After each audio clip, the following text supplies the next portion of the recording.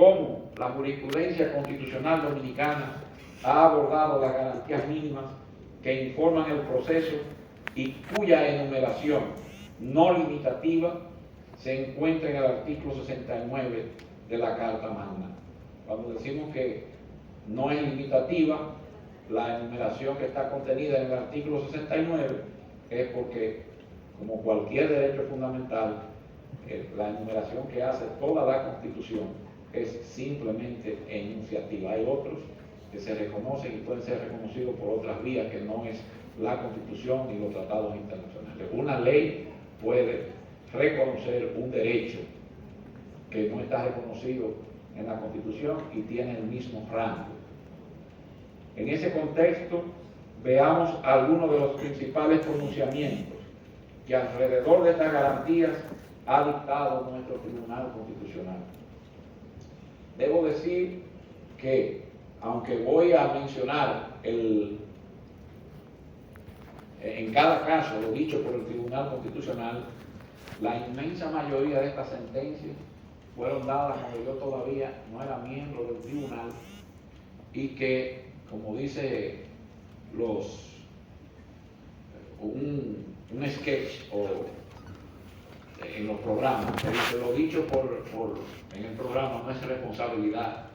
ni necesariamente es compartida por los dueños del canal, ¿verdad? Entonces, yo creo particularmente que todavía nuestro tribunal debe avanzar más en definir los derechos y debe avanzar más en trabajar más ese contorno del debido proceso. Se ha hecho esfuerzo, pero hay que hacer más. El debido proceso comprende dos tipos de derechos, a saber, los derechos al proceso y los derechos en el proceso. Los primeros tienen que ver con el acceso a la justicia y su contenido es un conjunto de expectativas que el ciudadano sabe tener a su disposición en la eventualidad de encarar un proceso ante la justicia. Los segundos, en cambio, se ejercitan una vez que ese proceso ha dado inicio. En primer lugar, encontramos el derecho a una justicia accesible, oportuna y gratuita, reconocido por el párrafo 1 del artículo 8 de la Convención Americana de Derechos Humanos y por el 14 del Pacto Internacional de Derechos Civiles y Políticos, y por tanto forman parte del llamado bloque de constitucionalidad. El Tribunal Constitucional ha sostenido que el derecho al acceso a la justicia puede conceptualizarse como el derecho de toda persona de formular reparos ante la autoridad, concretamente ante la autoridad jurisdiccional, con el fin de hacer valer el derecho que cree que le asiste. Visto de esa forma, el acceso a la justicia es el presupuesto indispensable para la materialización de los demás derechos, razón por la cual se considera como la puerta de entrada que permite que las demás garantías del debido proceso puedan ejercitarse. Es en procura de evitar obstáculos y de asegurar un acceso efectivo al órgano jurisdiccional que se dispone constitucionalmente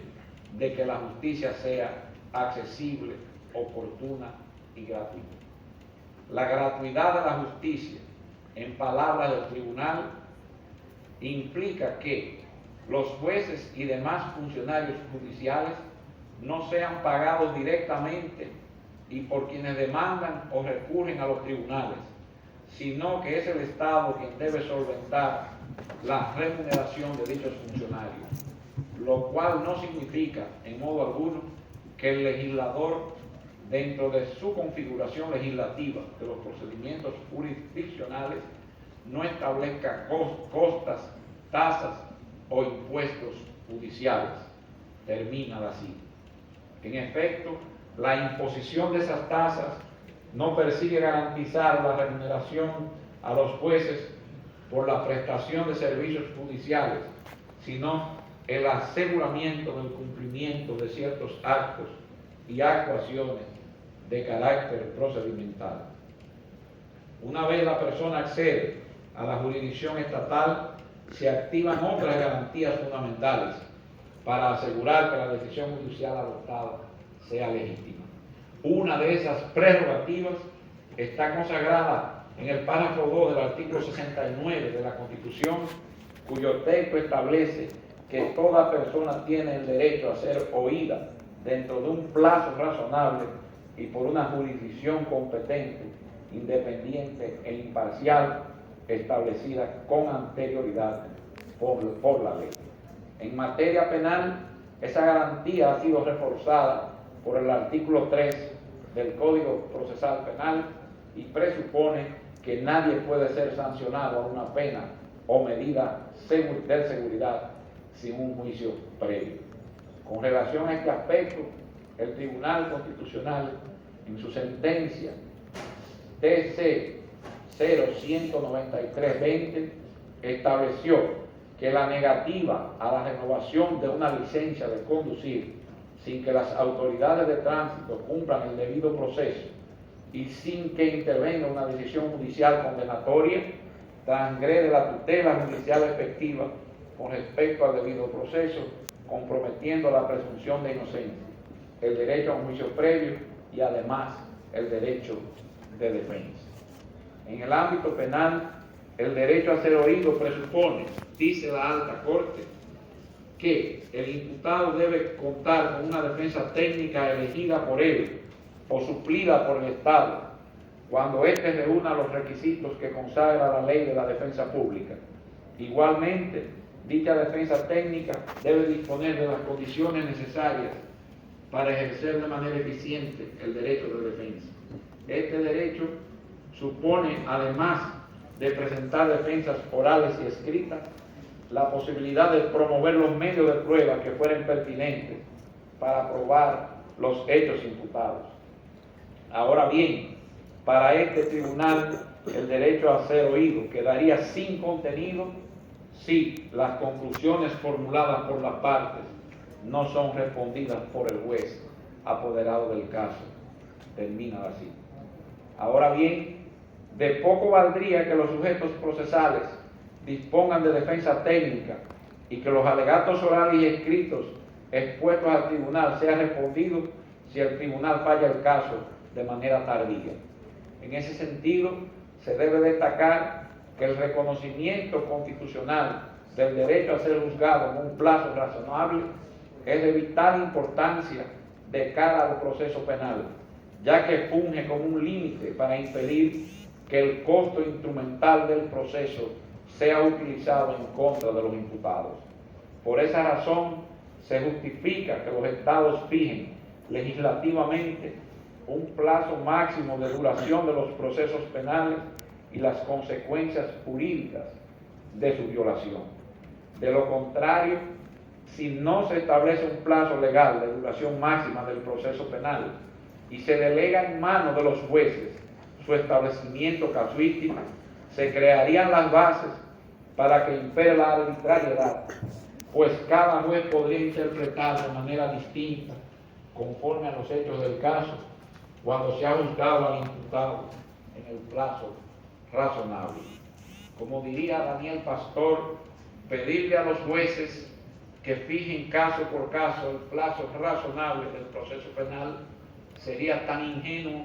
como decirle al lobo y no al pastor que cuide de las ovejas. El citado autor, en su obra El plazo razonable en el proceso del Estado de Derecho, sostiene que la garantía a ser juzgado dentro de un plazo razonable,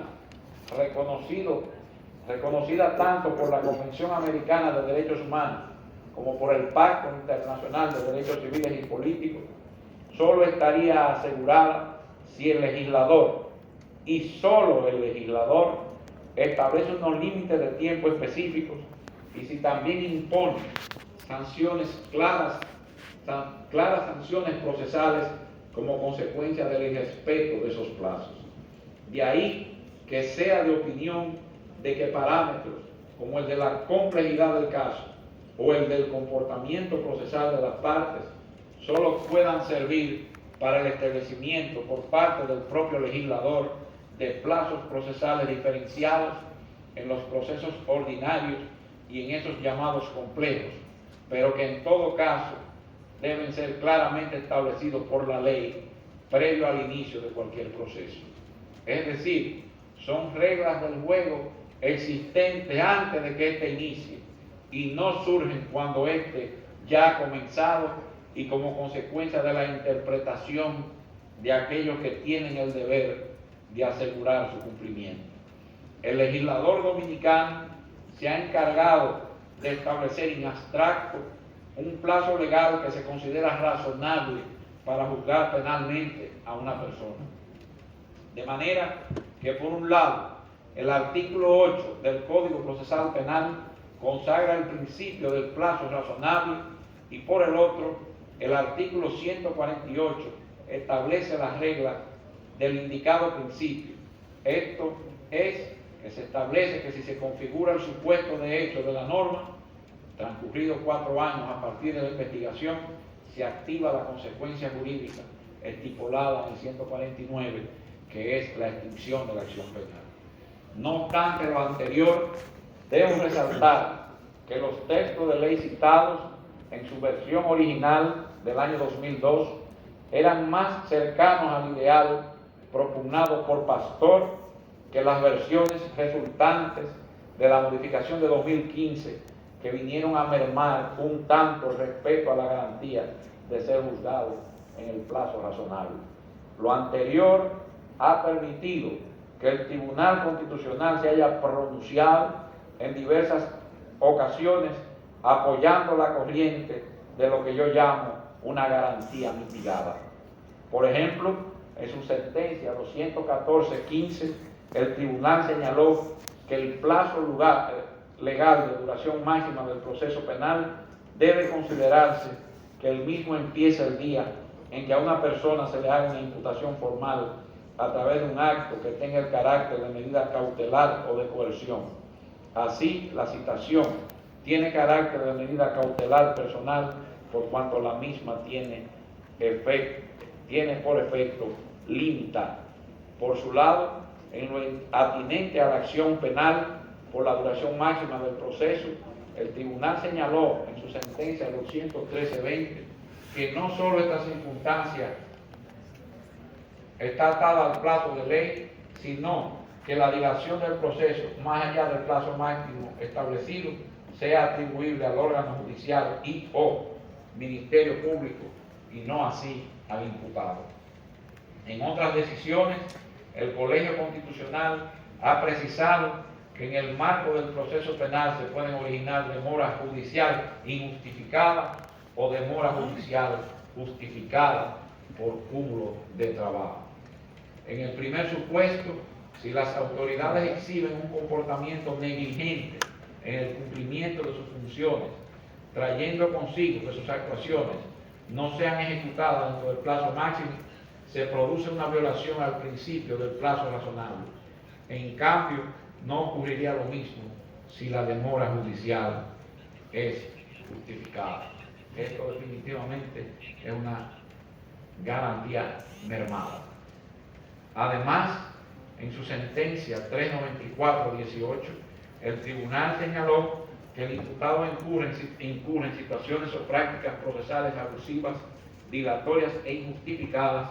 cuando se niega a nombrar o ser asistido por un abogado, defensor público o privado,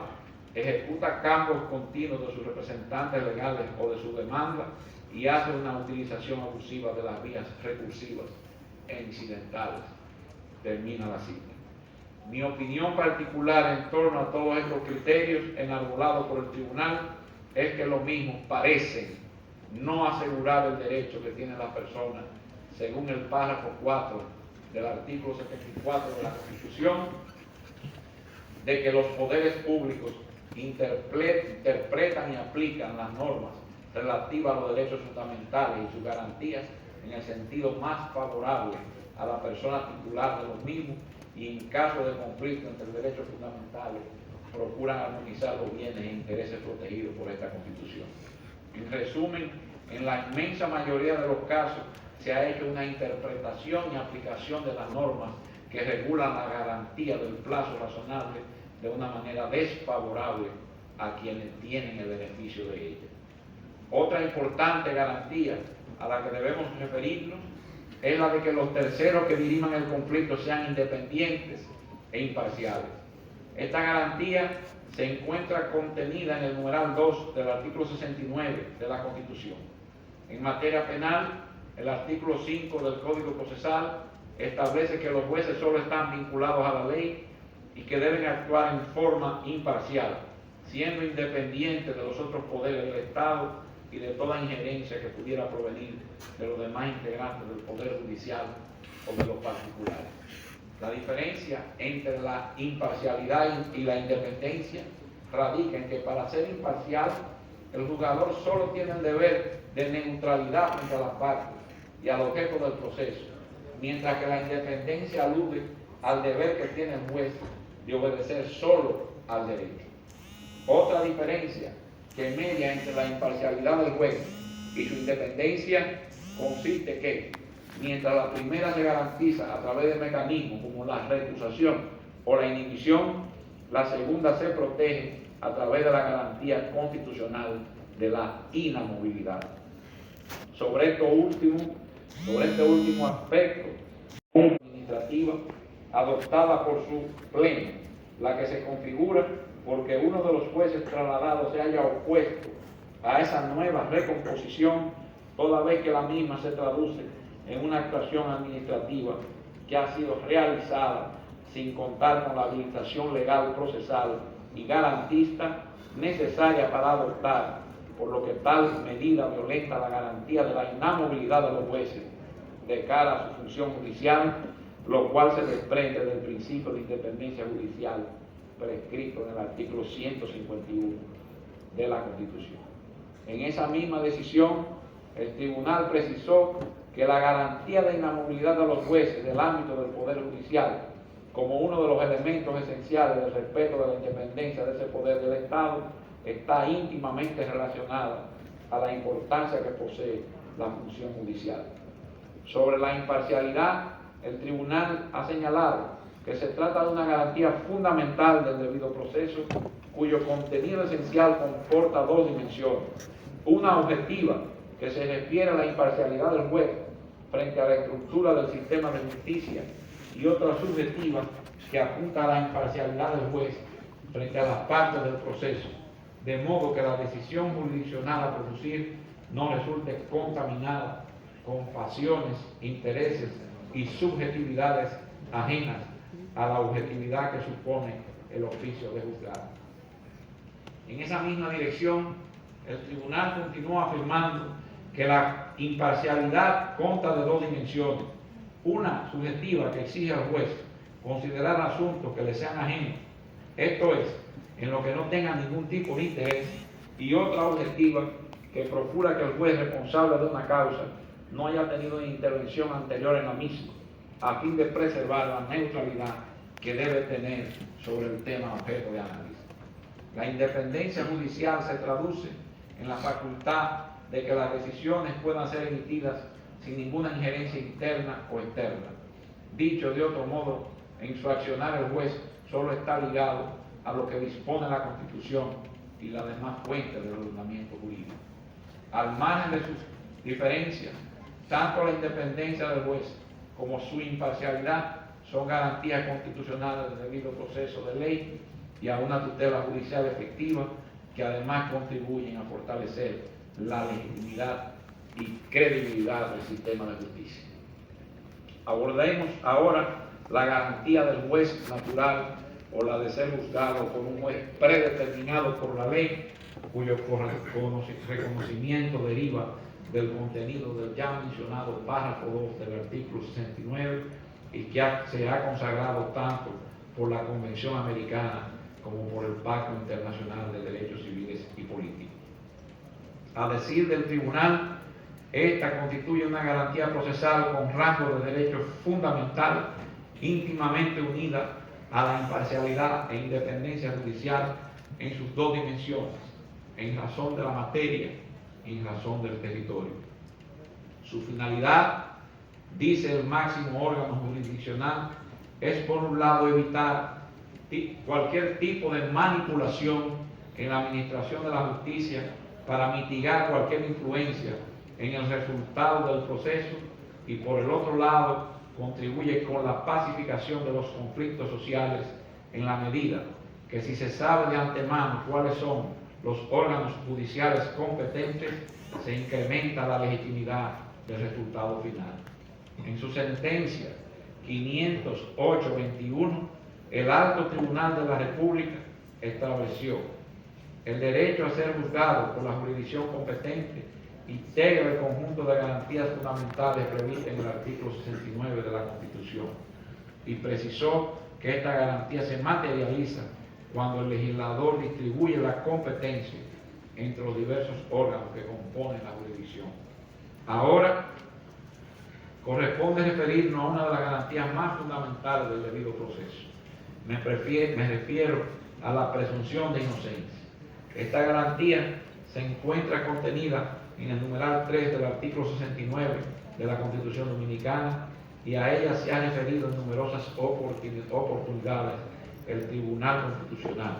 como por ejemplo en su sentencia 0051-14. Dicha garantía, según sostiene el Tribunal en su sentencia TC 0294-14,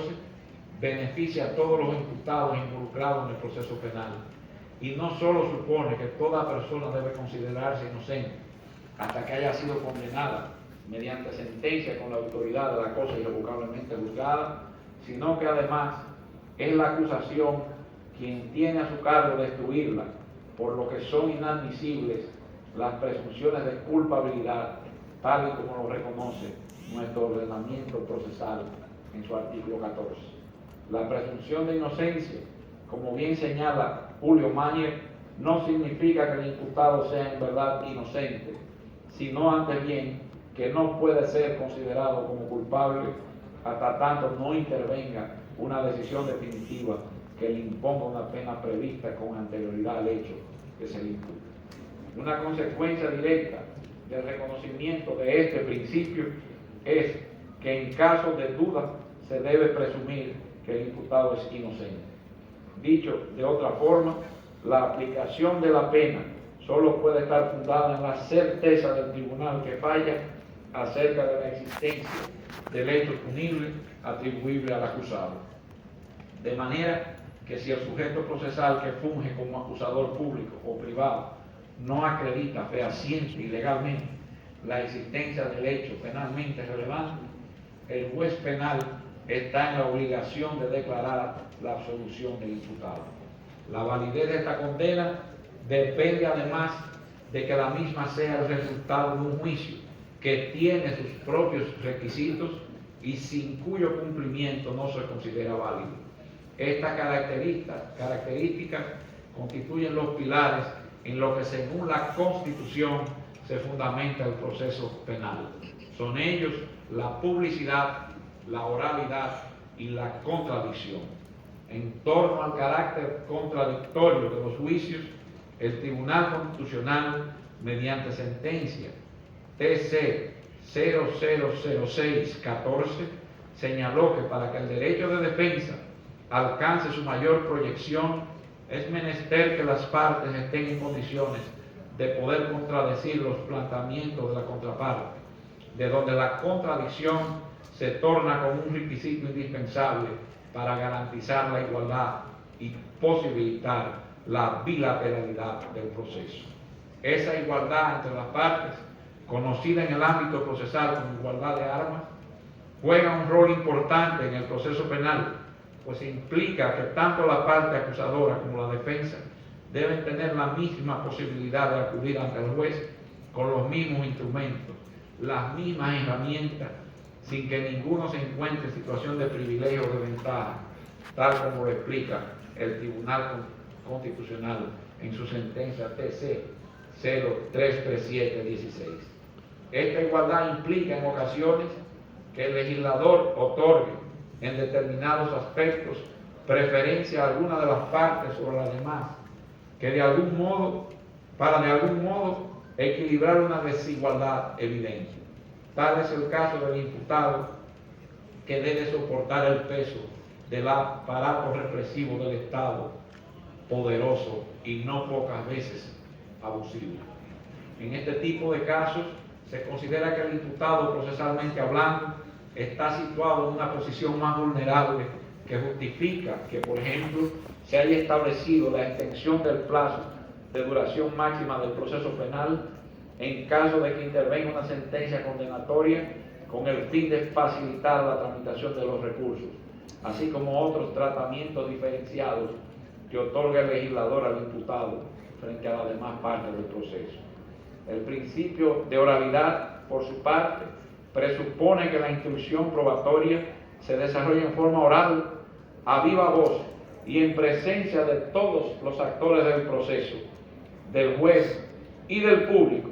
lo cual se encuentra íntimamente relacionado con los principios de inmediación, concentración y publicidad, pues en palabras del tribunal, su finalidad es posibilitar que el proceso se canalice en un contexto donde sean creadas las condiciones suficientes para que las decisiones judiciales intervengan respetando el derecho de defensa que merece todo justiciable. Además, se debe destacar que la oralidad es una condición necesaria para garantizar la vigencia de los principios de publicidad e inmediación, dado que solo el lenguaje oral posibilita que la sentencia sea el resultado de la apreciación directa del juez con las pruebas y las partes, principio de inmediación, y dos, el público conozca el contenido de la actuación de todos los actores del proceso. El principio de inmediación, que obliga al juzgador a tener un contacto directo con las partes y los elementos de prueba, busca evitar la dispersión de algunas actuaciones que podrían ir en detrimento de la mejor comprensión del caso.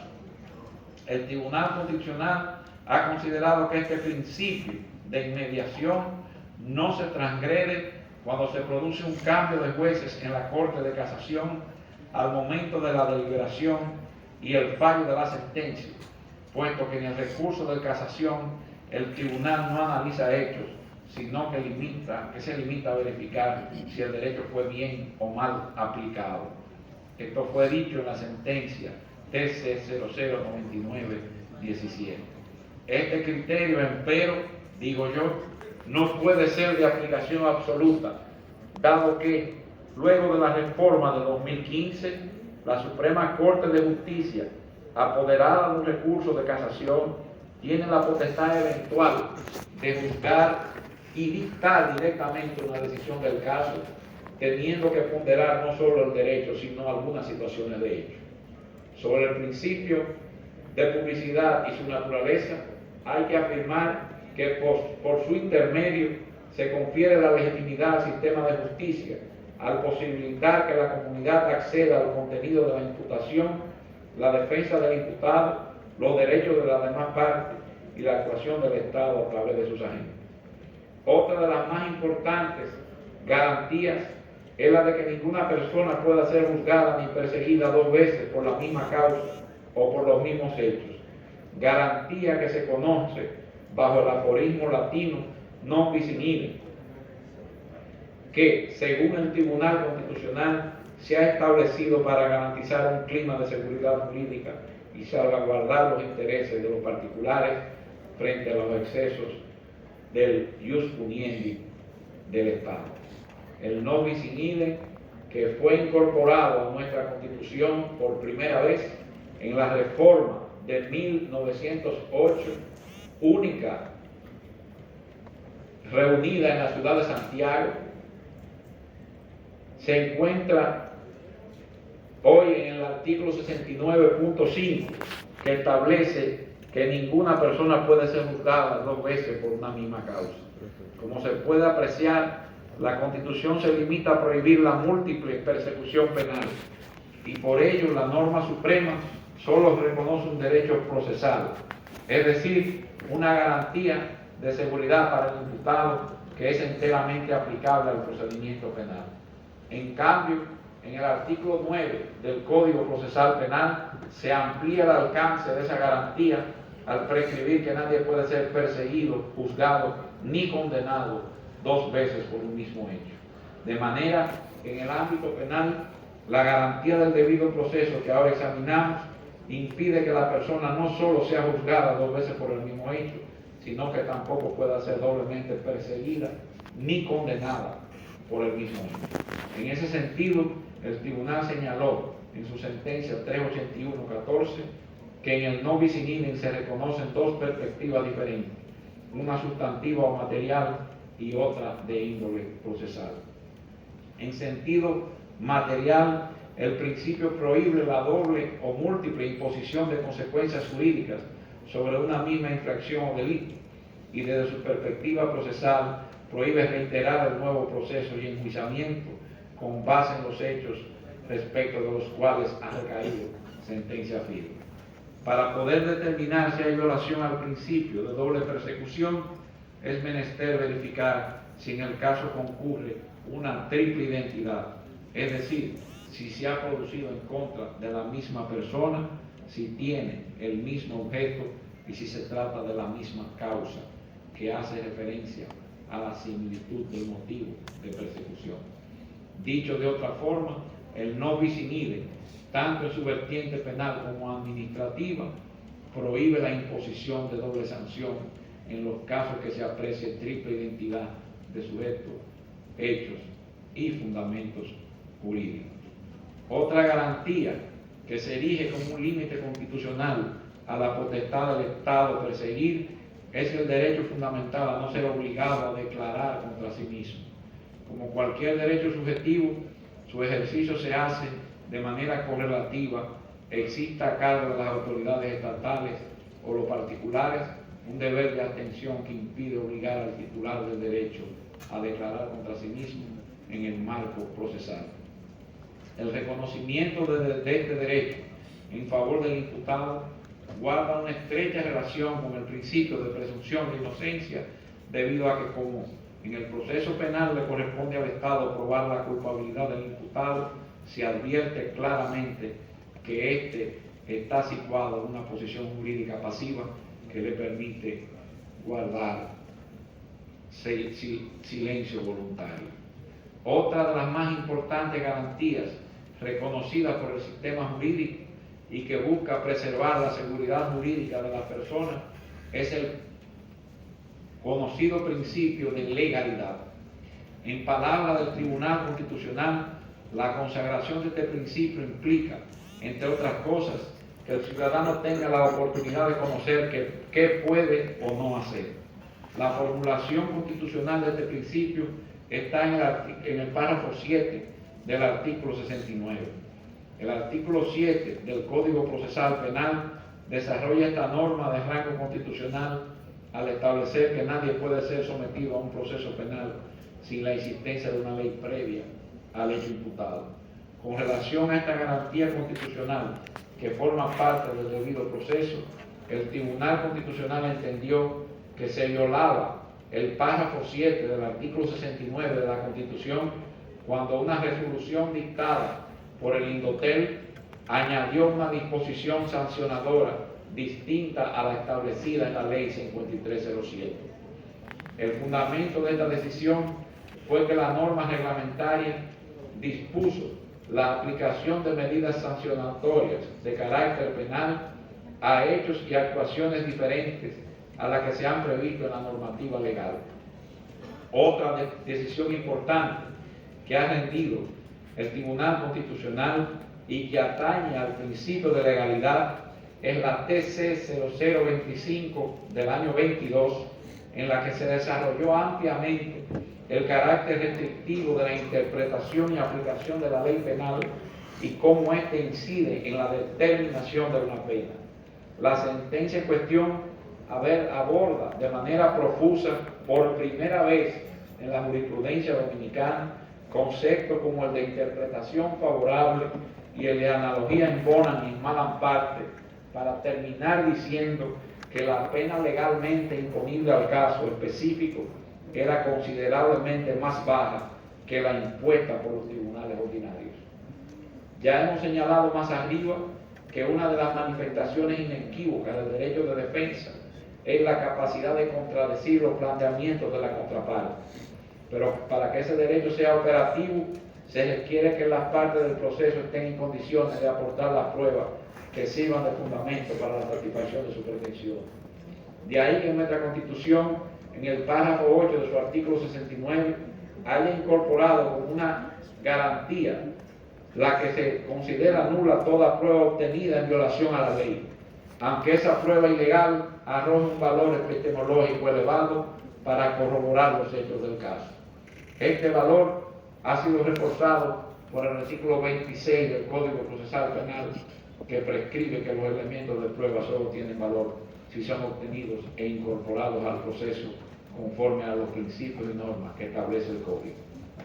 Así, resulta evidente que al momento en que la Constitución consagra el principio de legalidad de la prueba,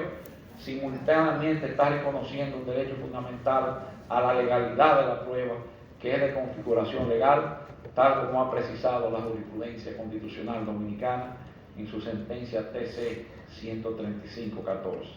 Ahora bien, el hecho de que la Constitución imponga como criterio de validez de las pruebas su adecuación a las reglas legales de incorporación no descarta la importancia que reviste el derecho a la prueba como prerrogativa que implica, entre otras cosas, como apunta Jordi Ferrer, primero, la posibilidad de utilizar todas las pruebas que se disponen para demostrar la verdad de los hechos que fundan la pretensión, con la única limitación intrínseca de que la prueba sea relevante. 2. La facultad de que las pruebas válidamente incorporadas al proceso sean practicadas a través del principio de contradicción. Y 3. El derecho a que las pruebas practicadas sean racionalmente valoradas por el juzgador, lo cual implica que las pruebas sean tomadas en cuenta al momento de aportar la decisión y que el jugador aplique métodos intersubjetivos para justificar cómo ha valorado la prueba. Con relación a la admisión y valoración racional de la prueba en el marco de un proceso penal, el Tribunal Constitucional, en su sentencia TC 283-21, estableció que los procesos penales seguidos contra imputados procesados por infracciones contra la cosa pública o cualquier otro caso de corrupción administrativa, no solo son admitidos como medio de prueba los informes o auditorías elaborados por la Cámara de Cuentas, sino también aquellos informes y peritajes elaborados por expertos. En esa misma decisión, el tribunal indicó que ambos tipos de informes deben ser valorados conforme a las reglas de la lógica, los conocimientos y las máximas de experiencia, explicando el juez en cada caso las razones por las cuales le otorga determinado valor con base a la apreciación conjunta y armónica de todas las pruebas. Antes de esta sentencia, las personas imputadas por casos de naturaleza económica que envolvía al Estado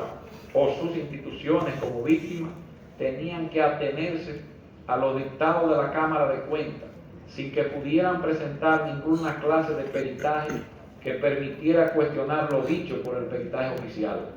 Esa situación procesal, sin lugar a dudas, colocaba a los imputados prácticamente en un estado de indefensión. La sentencia también erradica la mala práctica de usar como peritos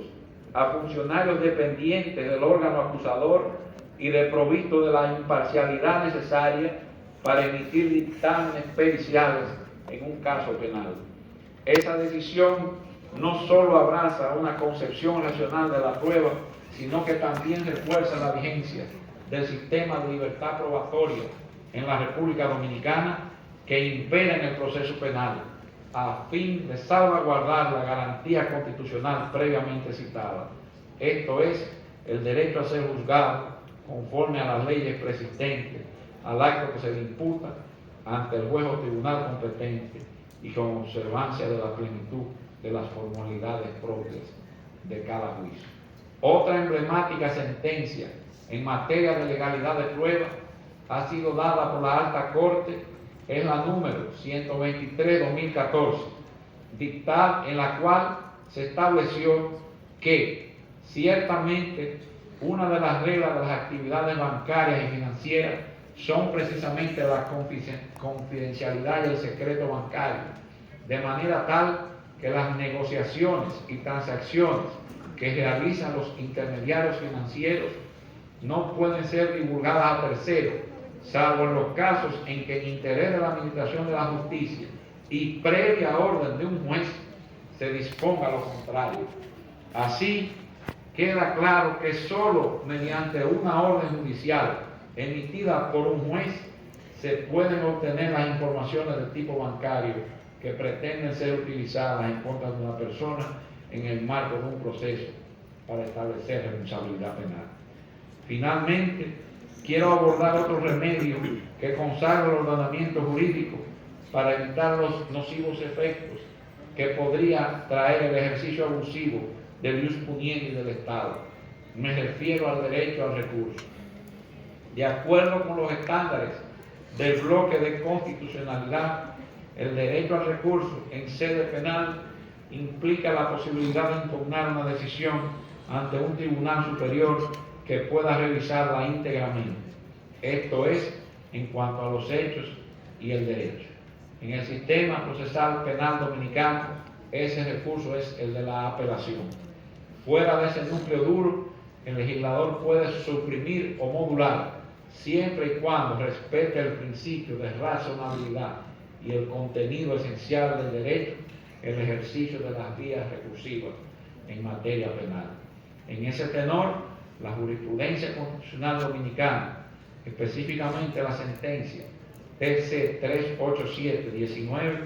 ha indicado que el derecho a recurrir, aunque es de rango constitucional, está supeditado a la regulación que determine la ley. Ahora bien, tal ejercicio pudiera entrañar el riesgo de que el Tribunal Superior agrave la situación del único recurrente. Muy probablemente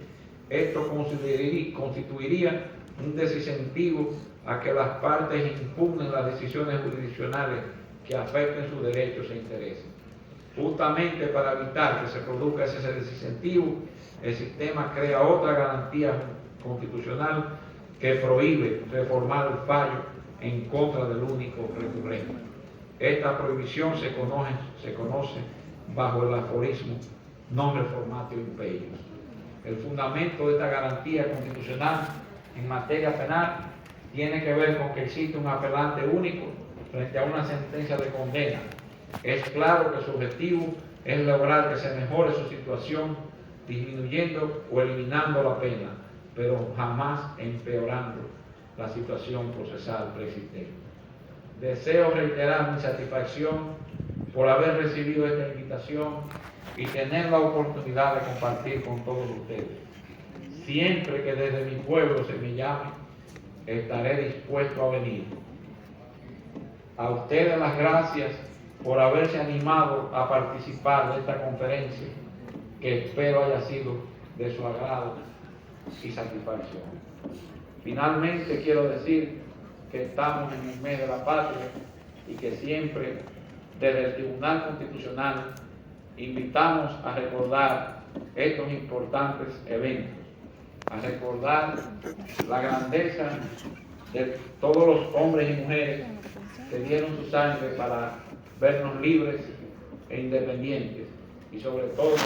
para recordar y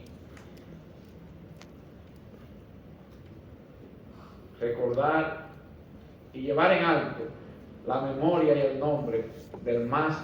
insigne de todos los dominicanos, Juan Pablo Duarte. ¡Viva la República Dominicana! Muchas gracias.